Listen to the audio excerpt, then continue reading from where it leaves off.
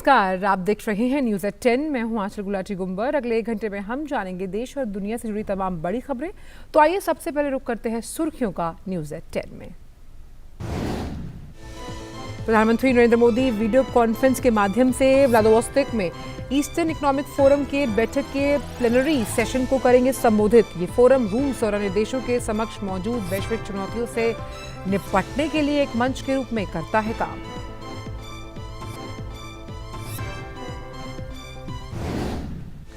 राजनीतिक पार्टियों के नाम पर चंदा उगाही से जुड़े फर्जीवाड़े को अंजाम देने वाले के खिलाफ इनकम टैक्स विभाग की बड़ी कार्रवाई। उत्तर प्रदेश, दिल्ली, मध्य प्रदेश, छत्तीसगढ़ सहित कई राज्यों में जारी है छापेमारी। करोड़ों रुपए के फर्जीवाड़े का है ये मामला।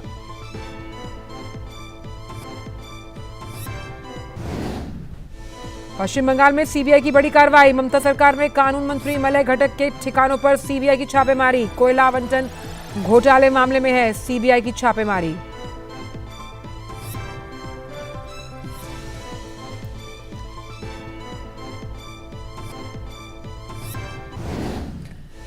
भाजपा अध्यक्ष जेपी नड्डा भाजपा को जानो कार्यक्रम के तहत 12 देशों के राजनायकों से करेंगे मुलाकात। 6 अप्रैल को जेपी नड्डा ने की थी भाजपा को जानो अभियान की शुरुआत।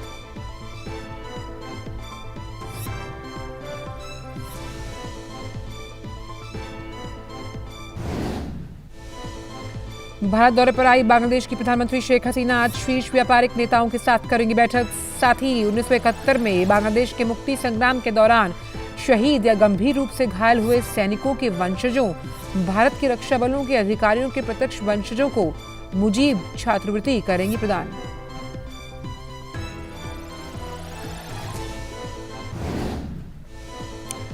जापान दौरे पर रक्षा मंत्री राजनाथ सिंह और विदेश मंत्री एस जयशंकर आज से शुरू हो रही 2+2 मंत्री स्तरीय बैठक में लेंगे भाग। दोनों पक्षों के बीच साझेदारी को मजबूत करने के लिए मंत्री अपने समकक्षों के साथ भी करेंगे बैठक।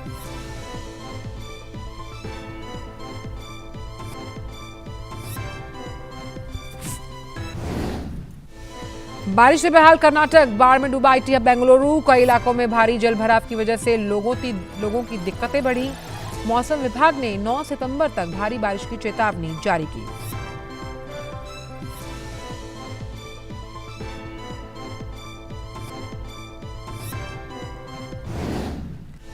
यूएस ओपन 2022 में क्वार्टर फाइनल मुकाबले जारी। महिला एकल में ट्यूनेशिया की ओन ज़बियोर और कैरोलिन गार्सिया ने सेमीफाइनल में बनाई जगह। वहीं पुरुष एकल में कैस्पर रूट ने सेमीफाइनल में किया प्रवेश। और आइए जान लेते हैं सभी खबरों को विस्तार के साथ। प्रधानमंत्री नरेंद्र मोदी व्लादिवोस्तोक में होने वाली पूर्वी आर्थिक मंच ईईएफ के बैठक के प्लेनरी सेशन के वीडियो कॉन्फ्रेंस के जरिए उसे संबोधित करेंगे। पूर्वी आर्थिक मंच की बैठक व्लादिवोस्तोक में 5 सितंबर को शुरू हुई, जो 8 सितंबर तक चलेगी। गौरतलब है कि प्रधानमंत्री मोदी 2019 में 5वें ईईएफ के मुख्य अतिथि थे, जो किसी भारतीय प्रधानमंत्री के लिए पहला अवसर था। ईस्टर्न इकोनॉमिक फोरम की स्थापना रूस के सुदूर पूर्व क्षेत्रों के आर्थिक विकास का समर्थन करने और एशिया प्रशांत क्षेत्र में अंतर्राष्ट्रीय सहयोग का विस्तार करने के लिए की गई थी। ये फोरम विश्व अर्थव्यवस्था के प्रमुख मुद्दों, क्षेत्रीय एकीकरण, औद्योगिक तथा तकनीकी क्षेत्रों के विकास के साथ साथ रूस और अन्य देशों के समक्ष मौजूद वैश्विक चुनौतियों से निपटने के लिए एक मंच के रूप में कार्य करता है। इस फोरम में एशिया प्रशांत क्षेत्र के प्रमुख भागीदार देश शामिल हैं। रुक करते हैं अगली बड़ी खबर का। राजनीतिक पार्टियों के नाम पर चंदा उगाही से जुड़े मामले में फर्जीवाड़े को अंजाम देने वालों के खिलाफ इनकम टैक्स विभाग ने आज बड़ी कार्रवाई करते हुए कई राज्यों में छापेमारी की। अकेले उत्तर प्रदेश में ही करीब 2 दर्जन जगहों पर आयकर विभाग की छापेमारी चल रही है। आयकर विभाग के सूत्रों के मुताबिक करोड़ों रुपए के फर्जीवाड़े का मामला है। उत्तर प्रदेश के अलावा दिल्ली, मध्य प्रदेश, छत्तीसगढ़ सहित कई राज्यों में छापेमारी चल रही है। और इसी बड़े मामले पर ज़्यादा जानकारी के साथ जुड़ गए हैं हमारे संवाददाता नीरज सिंह। नीरज, तो एक के बाद एक लगातार छापेमारी कर रही है सीबीआई। कहीं ना कहीं राजनीतिक लिहाज से देखा जाए तो ये जो उगाही का मामला है, बड़े फर्जीवाड़े की तरफ इशारा करता हुआ। देखिए बिल्कुल बड़े फर्जीवाड़े की तरफ इशारा कर रहा है और देश भर में आयकर जो विभाग है, इनकम टैक्स डिपार्टमेंट है, वो रेड कर रहा है। अभी जो सुबह हमें जानकारी मिली थी कि राजनीतिक पार्टियों के नाम पर जो फंड कुछ लोगों ने कलेक्ट किया है, उस पर इनकम टैक्स डिपार्टमेंट कार्रवाई कर रहा था। लेकिन अब इनकम टैक्स की छापेमारी का जो दायरा है वो बढ़ गया है। 50 से ज़्यादा जगह पर इनकम टैक्स डिपार्टमेंट रेड कर रहा है। उसमें टैक्स चोरी भी शामिल है। कई सारे राज्यों के उद्योगपति शामिल हैं जहां पर इनकम टैक्स डिपार्टमेंट की जो टीम है पहुंची है उनके यहाँ, उन्होंने बड़े पैमाने पर टैक्स चोरी की है और उसी को लेकर जो इनकम टैक्स डिपार्टमेंट है वो लगातार रेड कर रहा है। और अब आपको बता दें कि सुबह ये खबर आई थी कि 24 जगह, देश भर में 24 जगह हैं, लेकिन अब जो छापेमारी का जो दायरा है वो 50 से ज़्यादा जगह पर हो गया। कई सारे राज्य हैं, दिल्ली की हम बात करें, मध्य प्रदेश की बात करें, हरियाणा की बात करें, छत्तीसगढ़ की बात करें, जहाँ पर इनकम टैक्स डिपार्टमेंट की टीम लगातार छापेमारी की जो कार्रवाई है वो कर रही है। तो कह सकते हैं कि आज का दिन काफ़ी महत्वपूर्ण है। इधर इनकम टैक्स डिपार्टमेंट छापेमारी की कार्रवाई कर रहा है टैक्स चोरी को लेकर। उधर सीबीआई ने भी कोयला घोटाले को लेकर छापेमारी की कार्रवाई पश्चिम बंगाल में की है। 6 लोकेशन है जहां पर सीबीआई की टीम पहुंची है और ये एक तरह से अवैध तरीके से कोयला तस्करी का मामला है। और आपको बता दें, आसनसोल में एक कोयला ब्लॉक था और जहां से अवैध तरीके से कोयले का खनन किया गया। कई सारी प्राइवेट जो कंपनी है उन तक उस कोयले को पहुंचाया गया। करोड़ों रुपए का इसमें गबन है। 1300 करोड़ के आसपास का गबन का मामला है और इसमें ममता बनर्जी सरकार के कई सारे जो नेता हैं और इसके अलावा जो मंत्री हैं वो इसमें इन्वॉल्व हैं डायरेक्ट इनडायरेक्ट तरीके से। आपको पता होगा कि पहले अभिषेक बनर्जी की पत्नी रुचिरा बनर्जी से भी सीबीआई पूछताछ कर चुकी है इस मामले में। और आज सीबीआई की छापेमारी एक कैबिनेट मंत्री के ऊपर ये बताता है कि दाल में कह सकते हैं कि बड़े पैमाने पर दाल काली है और इस काली दाल में जो घोटाला किया गया कोयले को लेकर, उसके हाथ ममता बनर्जी सरकार तक पहुंच रहे हैं। बिल्कुल। और अगर हम ये जो राजनीतिक पार्टियों के नाम पर चंदा उगाही से जुड़ा मामला है इसका जिक्र करें नीरज, तो हम दर्शकों को समझाना चाहेंगे कि आखिर किस तरह से ये जो उगाही है वो की जाती है कि शायद राजनीतिक पार्टी को पता भी नहीं होता होगा कि उनके नाम पर पैसे ऐंठे जा रहे हैं। देखिए बिल्कुल आप सही कह रही हैं और इस खेल में कई सारे लोग इन्वॉल्व हैं, प्राइवेट पर्सन इसमें इन्वॉल्व हैं, कई सारे जो इंडस्ट्री के मालिक हैं वो इसमें इन्वॉल्व हैं और यहाँ तक कि राजनीतिक पार्टियों के नेता भी इसमें इन्वॉल्व हैं। यही कारण है छापेमारी की कार्रवाई इन तीनों ही लोगों के खिलाफ चल रही है। उद्योगपतियों के खिलाफ भी चल रही है, राजनीतिक पार्टियों के कुछ नेता हैं उनके खिलाफ भी चल रही है और प्राइवेट पर्सनों के भी खिलाफ चल रही है। ये करते ये हैं कि एक उद्योगपति किसी पार्टी की नज़दीकी का फ़ायदा उठाकर या पार्टी की नज़दीकी की बात कहकर दूसरे उद्योगपति से चंदा वसूलता है और कहता है कि वो पार्टी फंड में चंदा पहुंचाएगा और उसका जो फ़ायदा है कारोबार में आपको मिलेगा। इसी तरीके से प्राइवेट पर्सन राजनीतिक नज़दीकी की बात करके उद्योगपतियों से जो चंदा है वो ले रहे हैं और उस चंदे को पॉलिटिकल पार्टियों के खातों में जमा ना कराकर अपने खातों में जमा कराएं। ये पूरा मामला है। देश भर में ऐसे कई सारे केस आए थे। आयकर विभाग ने इसकी पूरी जांच की थी और जब जांच करने के बाद देश भर में अलग अलग हिस्सों में 50 से ज़्यादा लोकेशन पर इनकम टैक्स डिपार्टमेंट छापेमारी की कार्रवाई कर रहा है। बिल्कुल। और हम साफ तौर पर मान सकते हैं कि राजनीतिक फंडन के नाम पर जो ये उगाही की जा रही है उस पर आईटी मंत्रालय का, आईटी का सबसे बड़ा हम कह सकते हैं एक्शन है, क्योंकि जिस तरह से आप बता रहे हैं एक के बाद एक तार जुड़ते हुए और तमाम उत्तर प्रदेश से ही 2 दर्जन ज़्यादा ऐसे जगह वहाँ पर हम बता पा रहे हैं कि जहाँ पर ये छापेमारी इस वक्त की जा रही है।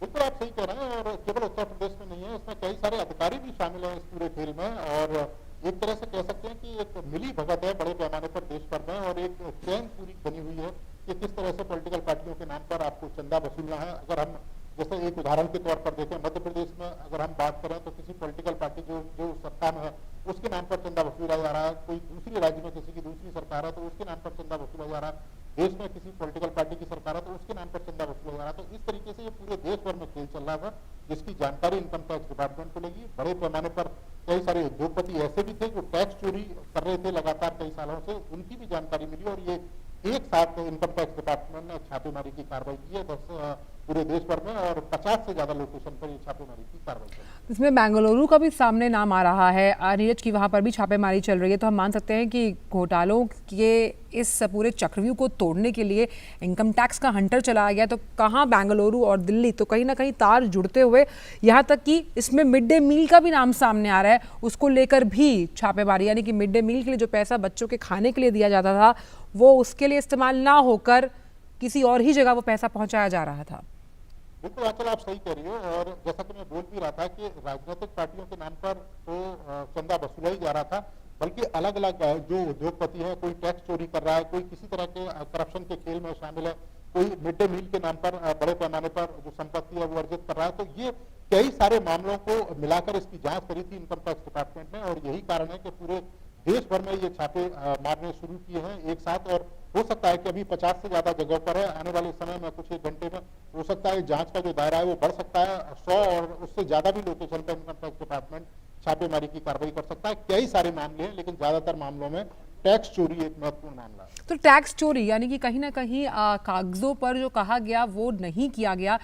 किस तरह से हम ये मान सकते हैं, किस टिप के लिहाज से इस पूरी कार्रवाई को अंजाम दिया गया? क्योंकि एक बहुत बड़ा हम कह सकते हैं ये मिशन है, जिस तरह से 50 से ज्यादा जगहों पर छापेमारी चल रही है, जिसमें कई ऐसे राज्य शामिल हैं।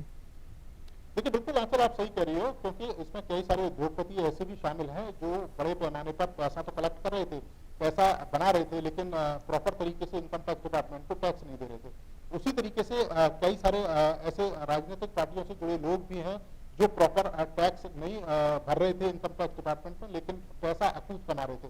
बहुत सारे जो सरकारी अधिकारी हैं वो भी इस खेल में शामिल हैं कि उन्होंने अवैध तरीके से संपत्ति अर्जित की, बेमानी जो संपत्तियां हैं वो बड़े पैमाने पर अर्जित की।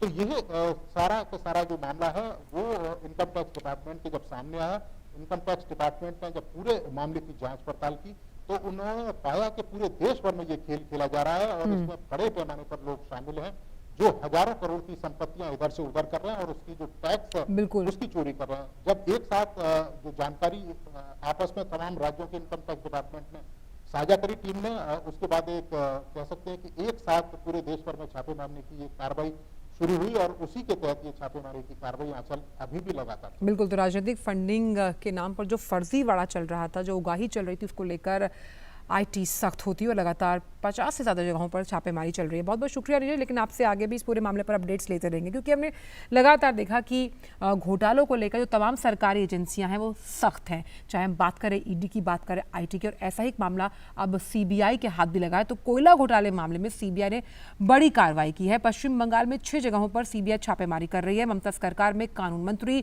मलय घटक के साथ अन्य 5 संबंधित व्यक्तियों के भी सीबीआई ने छापेमारी ये जो की है वो जारी है। ये छापेमारी कोयला घोटाले को लेकर की गई। सीबीआई की एक टीम मलय घटक के आसनसोल स्थित आवास पर छापेमारी कर रही है।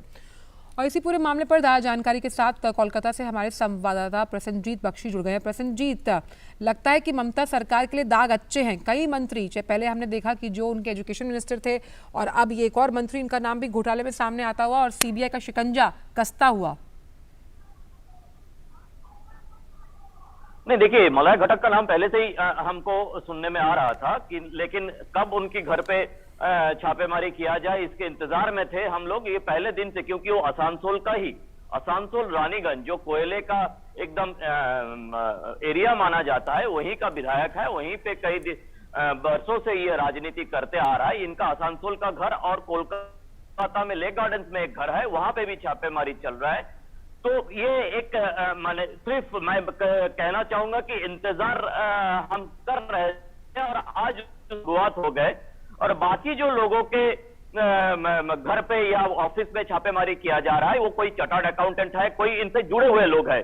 और आपको पता है, दर्शकों को भी पता है कि जब अनूप पाजी, जिसको पूरा देश लाला नाम से जानते थे, उनसे ये शुरुआत, और उसके बाद भतीजे अभिषेक बैनर्जी तक पहुंचे और उनके स्त्री रुजिरा बैनर्जी तक पहुंचे, उनके साली तक पहुंचे।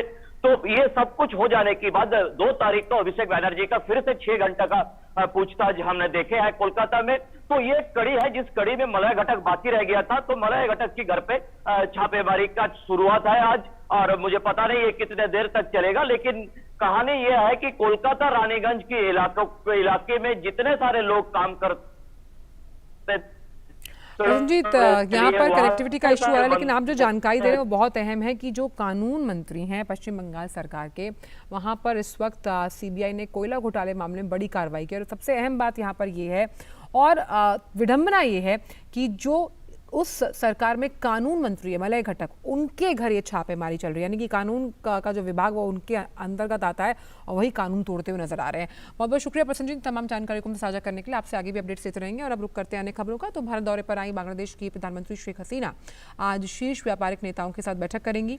साथ ही बांग्लादेश की प्रधानमंत्री एक समारोह में 1971 में बांग्लादेश के मुक्ति संग्राम के दौरान शहीद या गंभीर रूप से घायल हुए सैनिकों के जो वंशज हैं, भारत के रक्षा बल उनके अधिकारियों के प्रत्यक्ष वंशजों को मुजीब छात्रवृत्ति प्रदान करेंगी।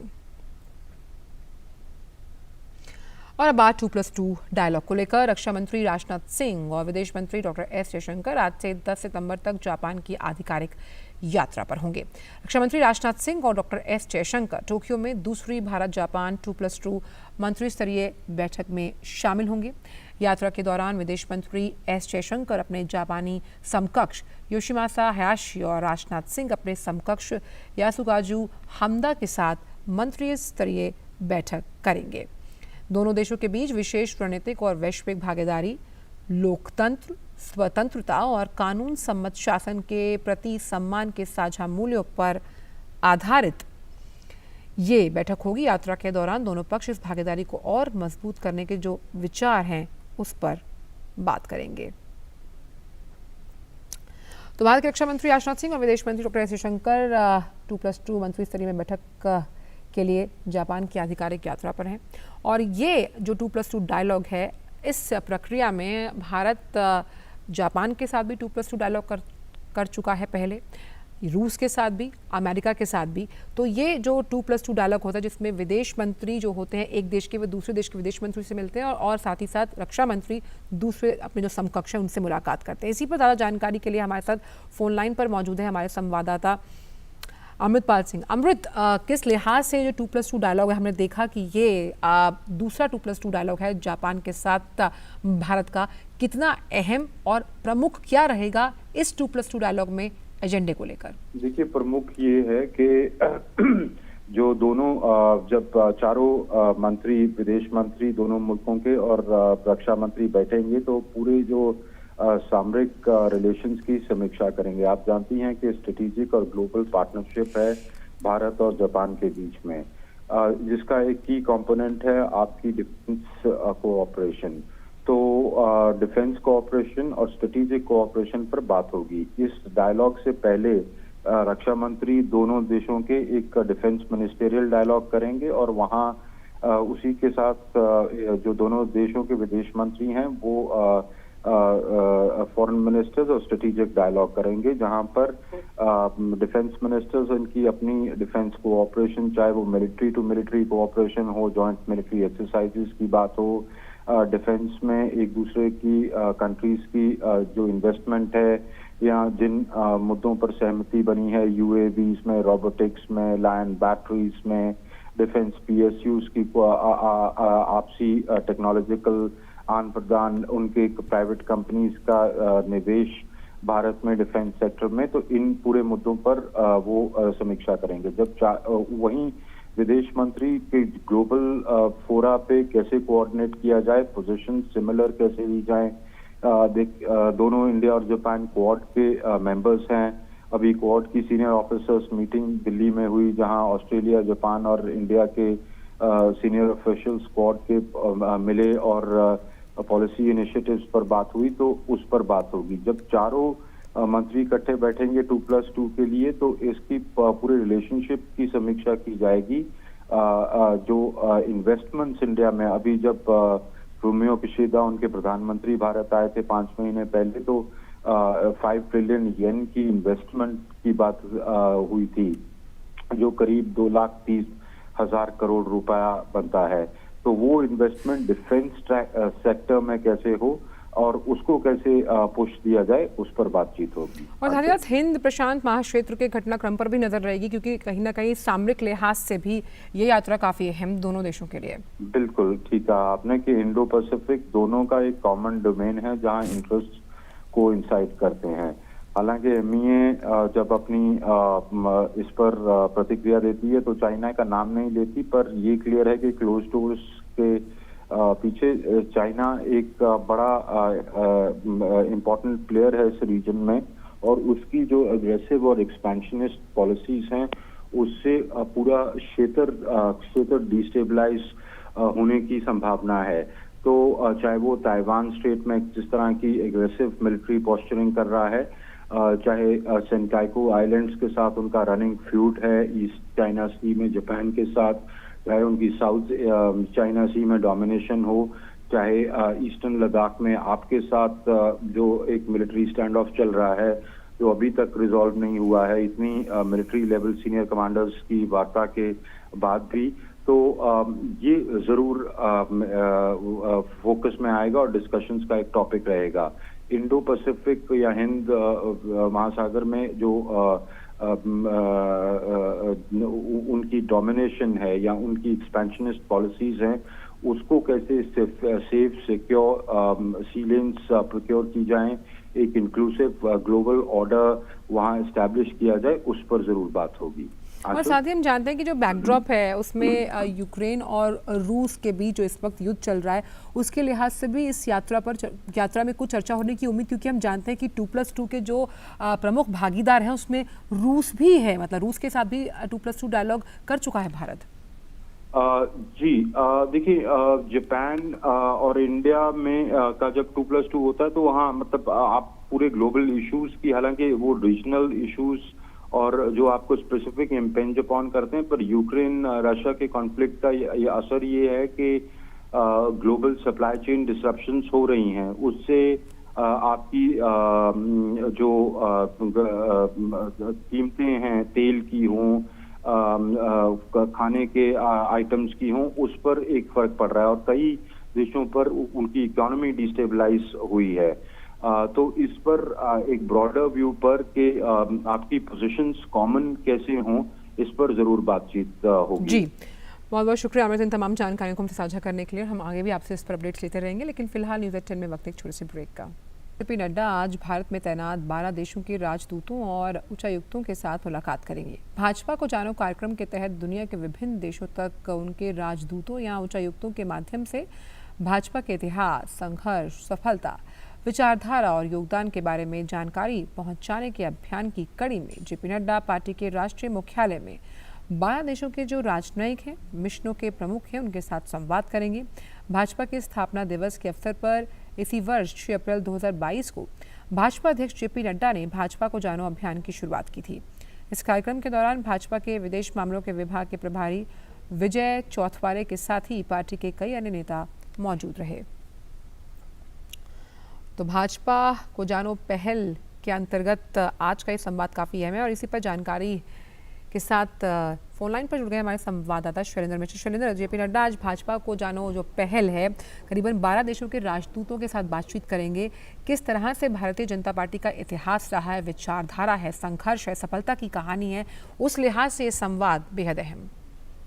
ये देखिए आंचल, बीजेपी के स्थापना दिवस के मौके पर दरअसल इस अभियान की शुरुआत हुई थी भाजपा को जानो, और उद्देश्य ये था कि तमाम देशों के जो मिशन प्रमुख हैं, जो राजदूत हैं, उच्चायुक्त हैं, उनसे संवाद के जरिए बीजेपी की जो स्थापना हुई, उसके बाद जो विकास यात्रा रही, बीजेपी की जो विचारधारा है, किस तरह से बीजेपी का संगठन काम करता है, देश निर्माण में जो अपना योगदान बीजेपी विचारधारा के तौर पर या फिर कार्यक्रमों के तौर पर करती है, इन सबको विस्तार से दुनिया भर के जो राजदूत हैं, भारत में मिशन प्रमुख हैं, उन्हें बताया जाए। और हम देख रहे हैं कि तब से लेकर 4 बार अब तक इस तरह की मुलाकात हो चुकी है अलग अलग देशों के प्रतिनिधियों के साथ बीजेपी मुख्यालय में बीजेपी के राष्ट्रीय अध्यक्ष जेपी नड्डा की, जिसमें काफ़ी संवाद होता है, जानकारी दी जाती है बीजेपी के इतिहास के बारे में, पार्टी की विकास यात्रा के बारे में, विचारधारा के बारे में, कार्यक्रमों के बारे में, और किस तरह से संगठन की एक व्यूह रचना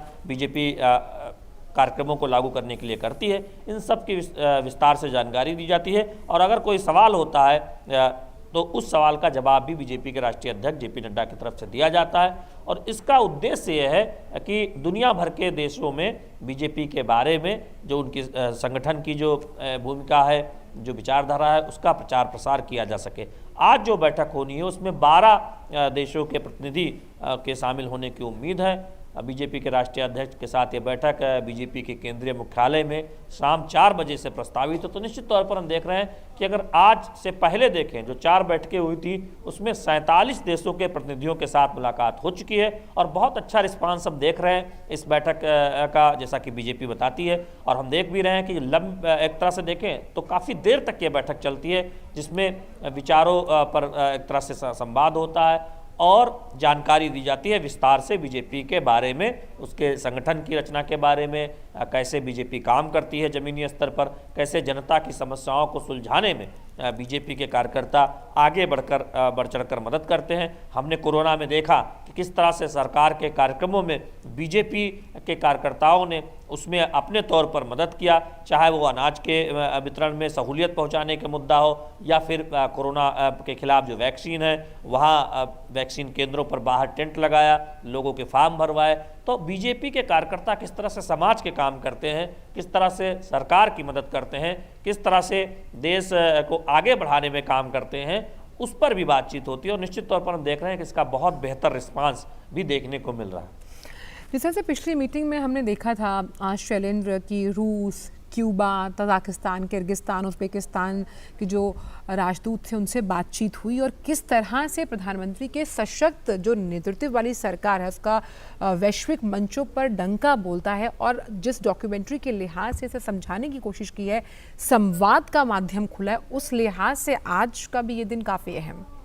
देखिए निश्चित तौर पर आप देखें जब 47 देशों के प्रतिनिधियों के साथ अब तक बातचीत हो चुकी है और 12 देशों के प्रतिनिधियों के साथ आज बातचीत होनी है, तब उसमें प्रधानमंत्री नरेंद्र मोदी की अगुवाई में जो कल्याणकारी काम हो रहे हैं उसमें बीजेपी के संगठन की जो भूमिका है, पार्टी संगठन के कार्यकर्ता जिस तरह से काम कर रहे हैं, जैसा कि मैंने जिक्र किया कि कोरोना की चुनौतियों में किस तरह से दुनिया ने देखा कि जब राजनीतिक कार्यक्रमों को एक तरह से स्थगित किया गया था, तमाम राजनीतिक दलों के कार्यकर्ता, बीजेपी ये कहती है कि वो घरों में बैठे थे और बीजेपी एकमात्र ऐसी पार्टी जो दुनिया की सबसे बड़ी पार्टी है सदस्य संख्या के लिहाज से, उसके कार्यकर्ता जनता की सेवा कर रहे थे। कई कार्यकर्ताओं को कोरोना का शिकार होना पड़ा, लेकिन हमने देखा कि बीजेपी के कार्यकर्ता जुटे रहे सरकार के कार्यक्रमों के साथ और अपने तौर पर अपने संसाधनों से जुटाकर जिस तरह से जनता की सेवा की गई उसका दुनिया भर में तारीफ भी देखने को मिला। तो निश्चित तौर पर इसकी भी विस्तार से जानकारी ऐसी बैठकों में दी जाती है।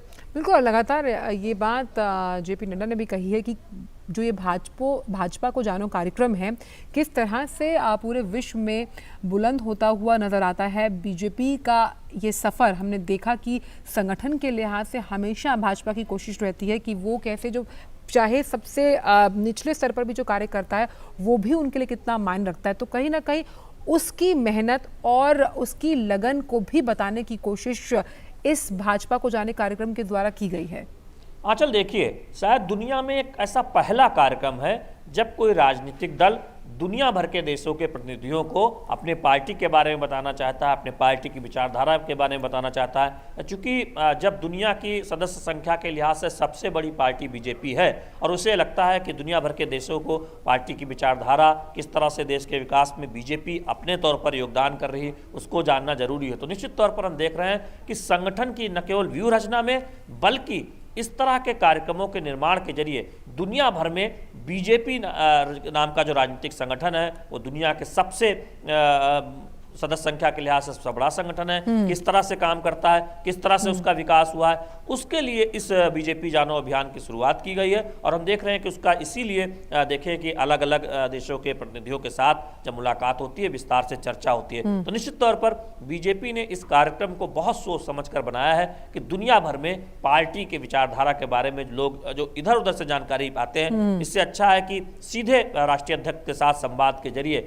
दो विभिन्न देशों के जो राजदूत हैं, मिशन प्रमुख है, वो जान पाए कि बीजेपी कैसे काम करती है, उसकी स्थापना कब हुई, उसका उद्देश्य क्या है। और एक बहुत संक्षिप्त में आपसे सवाल ये भी है शैलेंद्र कि हमने देखा कि भाजपा की छवि इस साल दर साल बदली है, जिस तरह से एक सशक्त नेतृत्व जो है वो देश को मिला है, किस तरह से जो वो आखिरी छोर पर खड़ा हुआ आदमी है उसे मुख्य धारा में शामिल करने के लिए हर कार्यकर्ता ने कड़ी मेहनत की। और यही जब हमने देखा था जो स्थापना दिवस था, 42वां स्थापना दिवस था, इसी का जिक्र जेपी नड्डा और प्रधानमंत्री नरेंद्र मोदी ने भी किया था।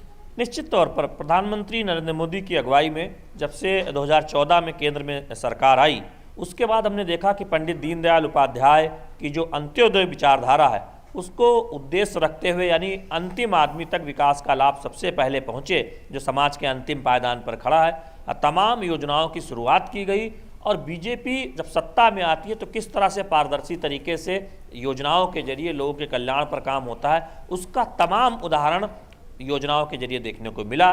चाहे वो प्रधानमंत्री आवास योजना हो, उज्ज्वला योजना हो, या फिर प्रत्यक्ष लाभ अंतरण के जरिए सीधे खाते में पैसा पहुंचाने की बात हो, किसान सम्मान निधि हो, तो निश्चित तौर पर उससे एक छवि बदली है कि एक ऐसी पार्टी जो गरीबों की या समाज के अंतिम पायदान पर खड़े व्यक्ति की चिंता करती है। दूसरी बात यह है कि हम जानते हैं कि एक ज़माने में बीजेपी को उत्तर भारत की स्तर पर सीमित पार्टी माना जाता रहा, लेकिन जिस तरह से पार्टी का विस्तार हुआ, आज आप उत्तर पूर्व में देखें किस तरह से असम सहित तमाम राज्यों में बीजेपी की सरकार है। आप अगर देखें दक्षिण भारत में बीजेपी अब विस्तार कर रही है, जिस तरह से तेलंगाना में हम देख रहे हैं कि लगातार नए लोग शामिल हो रहे हैं। बिल्कुल, तो आज का ये जो कार्यक्रम है भाजपा को जाना वो काफ़ी अहम है, क्योंकि हम देखेंगे कि इस तरह से जो ये राजदूत हैं, उच्चायुक्त हैं, वो पार्टी के बारे में समझें किस तरह से उनकी विचारधारा, संघर्ष की कहानी है। आगे भी आपसे बात करते रहेंगे, समय मेरे पास कम है, लेकिन शैलेंद्र, इन तमाम जानकारियों को हमसे साझा करने के लिए बहुत बहुत शुक्रिया। तो बात करेंगे कर्नाटक की, लेकिन फिलहाल वक्त एक छोटे से ब्रेक का है। An enchanting landscape, a myriad of adventures, an insight into spirituality, a glimpse of history. Experience the diversity. Ladakh Tourism. Discover yourself.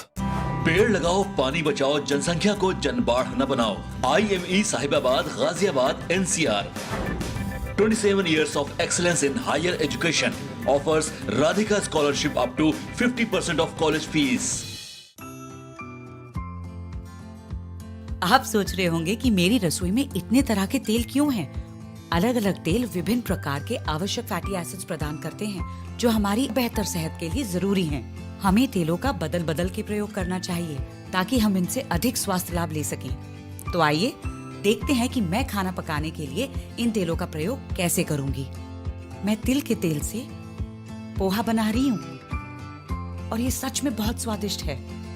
मैंने सरसों के तेल का प्रयोग दोपहर के खाने में सब्जी बनाने के लिए किया है और दाल के तड़के के लिए घी का प्रयोग किया है।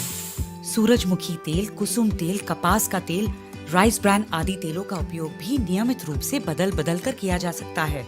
तेलों को बदलने का दूसरा तरीका ये भी है कि आप हर महीने खाना पकाने में इस्तेमाल करने वाला तेल बदल दें। स्वस्थ दिल और शरीर के लिए नियमित रूप से तेल बदलते रहिए। Food safety and standards authority of India द्वारा जनहित में जारी।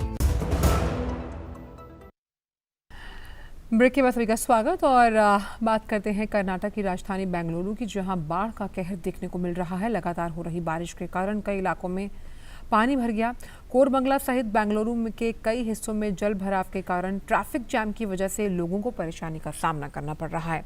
राहत कार्यों के लिए नौकाओं और ट्रैक्टर्स को लगाना पड़ रहा है। शहर के अधिकतर इलाकों में भी इतना पानी भर गया कि कई घरों में से लोगों को सुरक्षित निकालने के लिए नाव चलानी पड़ी।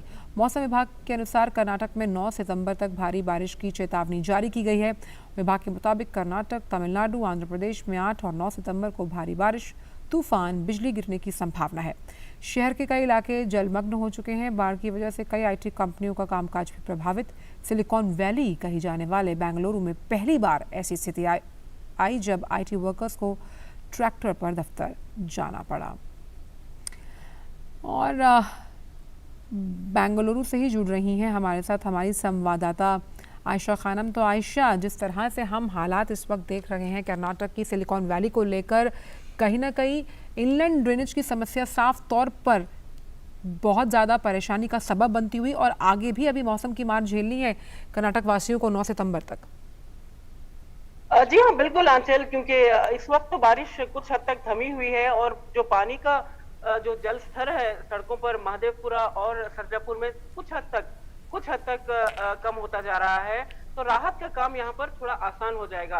लेकिन मौसम विभाग ने अच्छी खबर नहीं दी है, क्योंकि मौसम विभाग ने साफ कहा है कि 9 तारीख तक बेंगलोर में लगातार बारिश होती रहेगी। और बेंगलोर में खास बात यह है, बेंगलोर का मौसम ही ऐसा है कि यहाँ पर अक्सर शाम में 6 बजे से शाम 6 बजे से रात तक बारिश होती रहती है।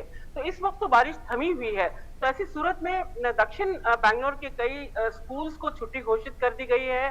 कई आईटी कंपनीज अपने एम्प्लॉइज को वर्क फ्रॉम होम की इजाजत दी है। तो कई लोग कई दफ्तरों में छुट्टी का ऐलान कर दिया है। तो ऐसी सूरत में कर्नाटक सरकार अब डटी हुई है, क्योंकि बैंगलोर का इंफ्रास्ट्रक्चर जो बुनियादी ढांचा है पूरी तरह से, खासकर आईटी कॉरिडोर का जो बुनियादी ढांचा है वो पूरी तरह से चरमरा गया है। और मुख्यमंत्री बसवराज बोम्मई ने भी कल ये कहा था कि दक्षिण बैंगलोर की स्थिति हालात खराब है, और उन्होंने ये भी कहा कि बैंगलोर में जो हालात दक्षिण बैंगलोर में हैं वो दूसरे इलाकों में उस तरह के हालात नहीं हैं। और खास बात यह है कि महादेवपुरा जैसे इलाके में करीब 70 झील हैं, और ये तमाम झील भरकर सड़कों पर पूरे सड़कों पर जल भराव। बिल्कुल, हम दृश्य देख पा रहे हैं आयशा, जिस तरह से दृश्य हैं वो कहीं ना कहीं अपने आप में ये बताने की कोशिश करते हैं कि वहाँ के लोगों को कितनी मुश्किलों का सामना करना पड़ रहा है। पानी की समस्या है क्योंकि वाटर रिजर्वायर को बंद किया गया है, और यहाँ तक कि अगर आप खाना मंगाना चाहते हैं तो कहीं खाना भी नहीं मिलेगा आपको, क्योंकि रास्ते जाम हैं और बहुत सी ऐसी दिक्कतें हैं जो आम आदमी को झेलनी पड़ी। आपसे आगे भी बात करूंगी आयशा, लेकिन फिलहाल मेरे पास समय कम है। हम उम्मीद करते हैं कि कर्नाटक वासियों की मुश्किलें जल्द खत्म हो। बहुत बहुत शुक्रिया आयशा इन तमाम जानकारियों को हमसे साझा करने के लिए। तो ये तो बात की हमने कर्नाटक से जुड़ी हुई, लेकिन अब आपको लिए चलते हैं दिल्ली की तरफ। बड़ी खबर आ रही है, दिल्ली में आम आदमी पार्टी सरकार के खिलाफ भाजपा का विरोध प्रदर्शन जारी है, और इसी कड़ी में लक्ष्मी नगर मेट्रो स्टेशन के गेट नंबर 2 पर दिल्ली इकाई प्रदर्शन कर रही है। दिल्ली बीजेपी के प्रदेश अध्यक्ष आदेश गुप्ता और बीजेपी के वरिष्ठ नेता बैजयंत पांडा आम लोगों में पर्चे बांट रहे हैं। इसी पर बात करने के लिए राजेश राज हमारे साथ जुड़े। राजेश, लगातार सवालों के निशान में है, सवालों के घेरे में है आम आदमी पार्टी अपनी आबकारी नीति को लेकर, जहां पर अनियमितता चल रही है, और इसीलिए कड़े विपक्ष की भूमिका निभाता हुआ बीजेपी। देखिए, निश्चित तौर पर भारतीय जनता पार्टी की जो दिल्ली इकाई है वो लगातार 3-4 हफ्तों से, अगर हम कहें तो दिल्ली की सड़कों पर आंदोलित है। और सिर्फ सड़कों पर ही नहीं बल्कि विधानसभा के भीतर भी भारतीय जनता पार्टी के तमाम विधायकों ने अरविंद केजरीवाल सरकार ने जब विश्वास मत लाया था उस दौरान भी उन्होंने तीखे सवाल पूछने का काम किया, जिसकी वजह से उन्हें मार्शल के द्वारा बाहर करवाने का काम भी दिल्ली सरकार ने किया। और कहीं ना कहीं भारतीय जनता पार्टी की ये कोशिश है कि कॉमन पीपल तक पहुंचा जाए, और शायद यही वजह है कि तमाम धरना प्रदर्शन के बाद आज का जो कार्यक्रम है वो लक्ष्मी नगर मेट्रो स्टेशन के पास, जो आदेश गुप्ता भारतीय जनता पार्टी के दिल्ली इकाई के अध्यक्ष हैं और भारतीय जनता पार्टी के राष्ट्रीय उपाध्यक्ष बैजयंत पांडा, ये तमाम लोग यहाँ पर पर्चा बांटने के लिए आएंगे, जन जागरण अभियान चलाएंगे। और अब से कुछ ही देर पहले मनोज तिवारी, जो भारतीय जनता पार्टी दिल्ली प्रदेश के पूर्व अध्यक्ष हैं, दिल्ली के सांसद भी हैं, वो यहाँ पर और चलिए हम राजेश के पास दोबारा जाएंगे, लेकिन हम आपको फिर से बता दें कि दिल्ली आम आदमी पार्टी सरकार के खिलाफ भाजपा का विरोध प्रदर्शन जारी है, और इस कड़ी में लक्ष्मी नगर मेट्रो स्टेशन पर गेट नंबर 2 के पास पर्चे बांटे जा रहे हैं, ताकि जिन लोगों को अगर इन अनियमितताओं के बारे में नहीं पता तो किस तरह से आबकारी नीति को लेकर आपकी जो सरकार है वो सवालिया निशान है उन पर, उनके काम करने के तरीकों पर भी कहीं ना कहीं लगातार सवाल उठाए जा रहे हैं, उसको लेकर ये जन जागरण चलाया जा रहा है। वापस चलते हैं राजेश के पास। राजेश, जो ये पर्चे बांटे जा रहे हैं, आखिर इन पर्चों में लिखा क्या है और किस तरह से विरोध प्रदर्शन दर्ज करने की कोशिश कर रही है भाजपा की दिल्ली इकाई? देखिए, जो हैंडविल है, हैंडविल में कहीं ना कहीं मनीष सिसोदिया के खिलाफ जो है वो उनकी बर्खास्तगी की मांग की गई है, और या फिर दिल्ली सरकार के जो अन्य घोटाले हैं हम दिखाने की कोशिश करते हैं। हैंडबिल देखिए, ये हाथों में पर्ची लेकर ये जो महिलाएं हैं, भारतीय जनता पार्टी की जो कार्यकर्ता हैं, ये अपने हाथों में ये पर्चियां लेकर जो है वो कहीं ना कहीं जन जागरण अभियान चलाने की कोशिश कर रहे हैं। तमाम लोगों के हाथों में ये पर्चियां हैं, और इन पर्चियों पर शराब घोटाले का जिक्र है। हजारों करोड़ का शराब घोटाला क्यों किया गया, अगर शराब नीति ठीक थी तो वापस क्यों ली गई, लाइसेंस फीस के 30 करोड़ रुपए माफ क्यों किए गए, शराब के ठेकेदारों की कमीशन 2.5% से बढ़ाकर 12% क्यों की गई, ड्राई डे 21 की जगह 3 दिन किए गए, अब त्योहारों पर भी ठेके खुलेंगे, ऐसा क्यों? तो हजारों करोड़ के भ्रष्टाचार पर केजरीवाल व मनीष सिसोदिया जवाब दो। ये दिल्ली बीजेपी का जो हैंडबिल है, इस हैंडबिल को लेकर मनोज तिवारी मेट्रो के भीतर दाखिल हो रहे हैं और वो जाकर आम जनता से रूबरू होंगे और तमाम बीजेपी के जो कार्यकर्ता हैं इसी हैंडबिल को आप नहीं पाप है, भ्रष्टाचार की बाप है, दिल्ली की जनता के लिए अभिशाप है, ये हैंडबिल दिल्ली की जनता को रूबरू कराने के लिए, उनके तक पहुंचाने के लिए ये प्रयास किए जा रहे हैं ताकि जो आम आदमी पार्टी की सरकार है उसको कैसे एक्सपोज किया जाए। भारतीय जनता पार्टी की ये लगातार कोशिश है कि इस हैंडबिल के जरिए वो आम जनता की नब्ज को टटोलने की कोशिश करें। बिल्कुल, और कई ऐसे सवाल हैं राजेश जिनके जवाब लगातार भाजपा मांगती रही, लेकिन आप उससे किनारा करते हुए तो इस पैम्फलेट के जरिए भी कोशिश की जा रही है उन सवालों के जवाब लेने के लिए। देखिए, निश्चित तौर पर कैंपेन के जरिए भारतीय जनता पार्टी लगातार ये प्रयास कर रही है कि वो आम जनता तक पहुंचे, क्योंकि हम जानते हैं कि दिल्ली में केंद्र में बीजेपी की सरकार है, लेकिन दिल्ली की जो सरकार है वहां पर भारतीय जनता पार्टी की सरकार नहीं है, जिसकी वजह से बीजेपी की ये जरूर कोशिश है कि वो आम जनता के दुख दर्द में शामिल होकर दिल्ली की जो सत्ता है उस पर हम कब्जा करें। और एमसीडी के चुनाव आने वाले दिनों में होंगे, उसमें भी भारतीय जनता पार्टी की कोशिश होगी कि वो अपने किले को कैसे बचाए रखें, अपने किले को कैसे महफूज रखें। इसके लिए वो कहीं ना कहीं भारतीय जनता पार्टी की लगातार कोशिश है कि आम आदमी पार्टी के जो कारनामे हैं उसको एक्सपोज किया जाए, और शायद ये वजह है कि पार्टी के जो तमाम नेता हैं, कार्यकर्ता हैं, वो सड़कों पर हैं। और आज अगर बात करें तो यहाँ से 9:30 बजे यहाँ पर बीजेपी का अभियान शुरू हुआ है और दिल्ली के तमाम मेट्रो स्टेशंस पर दिन भर इस तरह के कार्यक्रम जो हैं वो आयोजित किए जाएंगे। हैंडबिल और जो पर्चे हैं उसको बांटने का काम बीजेपी करेगी और आम आदमी पार्टी के खिलाफ जो है एक वातावरण बनाने की कोशिश की जा रही है। बहरहाल देखना होगा कि जनता का पर इस धरना प्रदर्शन या पर्चे का कितना असर होता है, ये आने वाले दिनों में पता चल पाएगा। बहरहाल बीजेपी एड़ी चोटी का जोर लगा रही है आम आदमी पार्टी के खिलाफ, और शायद यही वजह है कि लगभग 2-3 हफ्ते से लगातार रोज दिल्ली की सड़कों पर कुछ न कुछ प्रदर्शन, इस तरह का विरोध प्रदर्शन किया जा रहा है। एक मजबूत और सशक्त, बिल्कुल राजेश, एक मजबूत और सशक्त विपक्ष की पहचान देती हुई भाजपा की कहीं ना कहीं जो सवाल किए गए हैं, अगर आपने कुछ नहीं किया है तो आप इनके जवाब जरूर दें। बहुत बहुत शुक्रिया राजेश इन तमाम जानकारियों को हमसे साझा करने के लिए। तो लगातार जो आपका नीति है उसमें जो अनियमितता है उसको लेकर लगातार सवाल पूछती हुई भाजपा। बहुत बहुत शुक्रिया राजेश इन तमाम जानकारियों को हमसे साझा करने के लिए। आइए रुक करते अगली खबर का। केंद्रीय वाणिज्य एवं उद्योग मंत्री पीयूष गोयल अमेरिका के दौरे पर हैं। केंद्रीय मंत्री पीयूष गोयल ने सैन फ्रांसिस्को में भारतीय डायस्पोरा के जो निवेशक हैं उनके साथ मुलाकात की। इस दौरान भारत में स्टार्टअप्स को मजबूत बनाने को लेकर चर्चा हुई है।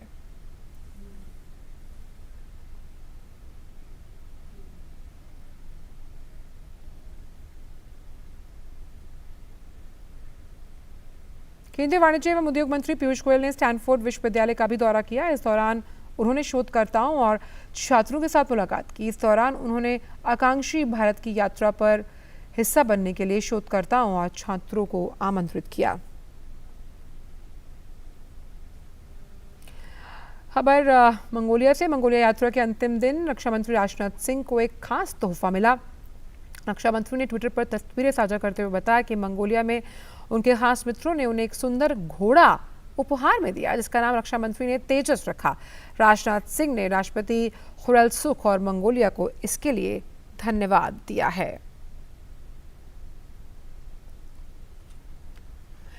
कृषि मंत्री नरेंद्र सिंह तोमर की अध्यक्षता में रबी अभियान के लिए आज दिल्ली के पूसा में राष्ट्रीय सम्मेलन आयोजित होगा। इस सम्मेलन में कृषि मंत्रालय के अधिकारियों सहित कृषि वैज्ञानिक, राज्य सरकारों के प्रतिनिधि भी शामिल होंगे। इस सम्मेलन का मकसद रबी फसलों की बुआई के रकबे को बढ़ाकर दलहन तिलहन के उत्पादन को बढ़ाना है, जिससे इस क्षेत्र में भी देश आत्मनिर्भर बन पाए। खबर जम्मू कश्मीर से, जहां के बनिहाल के पास एक चट्टान गिरने की वजह से जम्मू श्रीनगर राष्ट्रीय राजमार्ग बंद हो गया। पहाड़ से मलबा राजमार्ग के बीचों बीच आकर गिर गया। मलबा गिरने के चलते राजमार्ग वाहनों के आवागमन के लिए बंद कर दिया गया। वहीं स्थानीय प्रशासन की ओर से राजमार्ग पर गिरे मलबे को हटाने का काम जारी है।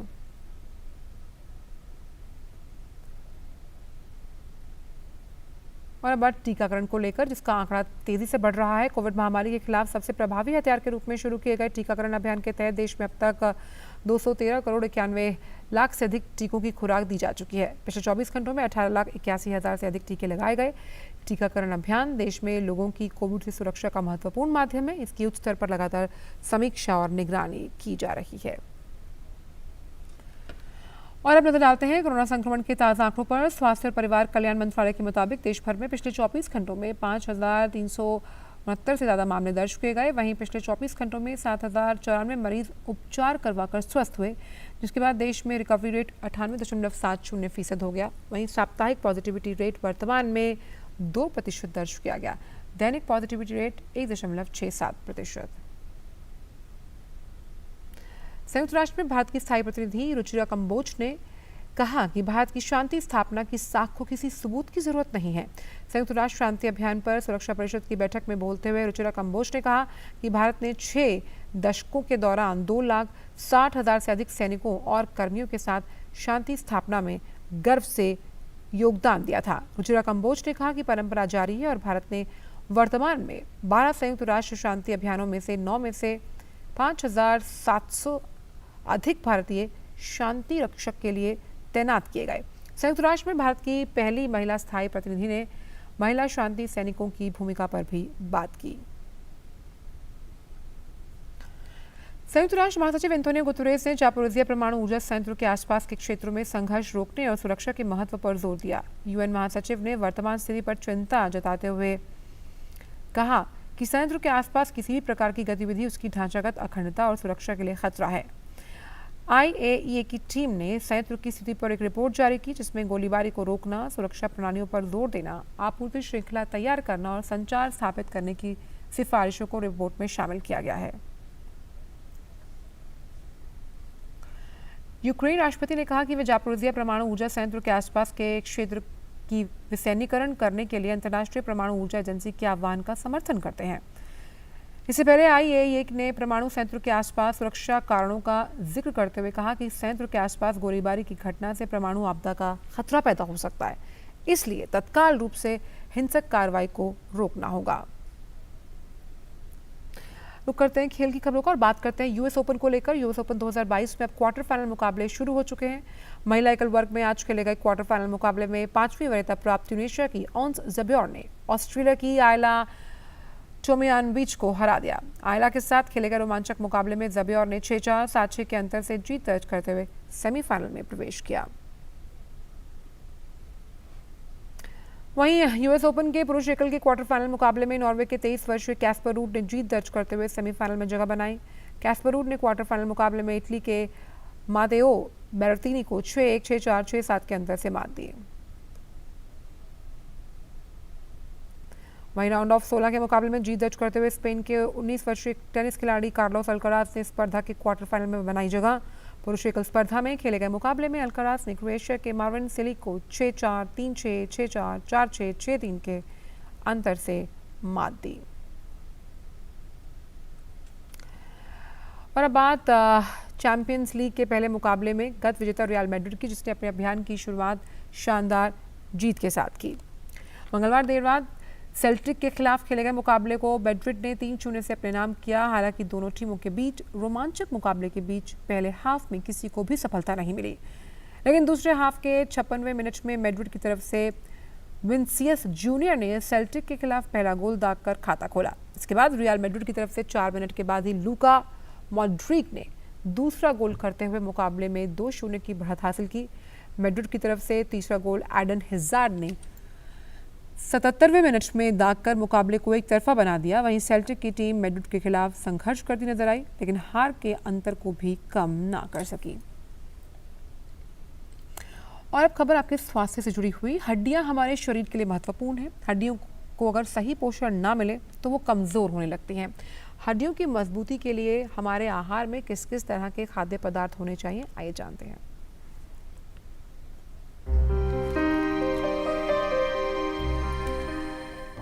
हड्डियां हमारे शरीर के लिए महत्वपूर्ण हैं। ये शरीर को चलाए रखने के लिए, सहारा देने और शरीर के विभिन्न अंगों की रक्षा करने के लिए सहायक होती हैं। हड्डियों को मजबूत रखना और इनके स्वास्थ्य पर ध्यान देना बेहद जरूरी है। हड्डियों की मजबूती के लिए हमारे आहार में पोषक तत्व होने चाहिए। हम एक स्वस्थ और संतुलित डाइट का सेवन जिंदगी भर करें, जिसमें कि पर्याप्त मात्रा में proteins, carbohydrates, healthy fats, calcium, अन्य मिनरल्स और विटामिन्स हों। हड्डी एक लिविंग और डायनामिक टिश्यू होती है, जिसमें कि जोड़ और तोड़ हर समय होता रहता है। खास तौर से बचपन में हड्डियों में प्रोटीन के फ्रेमवर्क में कैल्शियम डिपॉजिट होता है। हड्डियां बड़ी होती हैं, बच्चे लंबे होते हैं और एक पीक बोन मास 25 साल की उम्र तक हो जाता है। पीक बोन मास ठीक से बने और उसके बाद ये मेंटेन रहे, ये जरूरी है कि हम एक संतुलित भोजन का सेवन करें। यदि हड्डियों को सही पोषण न मिले तो समय के साथ हड्डियां कमजोर होने लगती हैं, कई तरह की समस्याओं का खतरा बढ़ जाता है, साथ ही फ्रैक्चर या हड्डी टूटने की संभावना भी बनी रहती है। इसमें प्रोटीन्स, दूध उत्पाद, दाल, beans, nuts, peas, chicken, fish, अंडा जैसे भोजन में मिलता है। कैल्शियम जो है वो भी दूध उत्पाद, दाल, नट्स, ड्राई फ्रूट, हरी सब्जियां, फिश यानी कि मछली में अच्छी तरह पाया जाता है। विटामिन डी सूर्य की किरणों से स्किन में ही इंसान में बनता है, पर इसके अलावा फिश लिवर ऑयल, लिवर, अंडा, सोयाबीन उत्पाद और हरी सब्जियों में विटामिन डी काफ़ी होता है। हमें एक हेल्दी और बैलेंस्ड डाइट का सेवन करना चाहिए ताकि हम ऑस्टियोपोरोसिस और ऑस्टियोमलेशिया जैसे बीमारियों से बच सकें और उनसे होने वाले फ्रैक्चर्स को भी दूर रख सकें। संतुलित और स्वास्थ्य के अनुकूल आहार का सेवन करने से आप कई तरह की परेशानियों को दूर रख सकते हैं। कम उम्र से ही हड्डियों का सही विकास होना और सही देखभाल होना जरूरी है।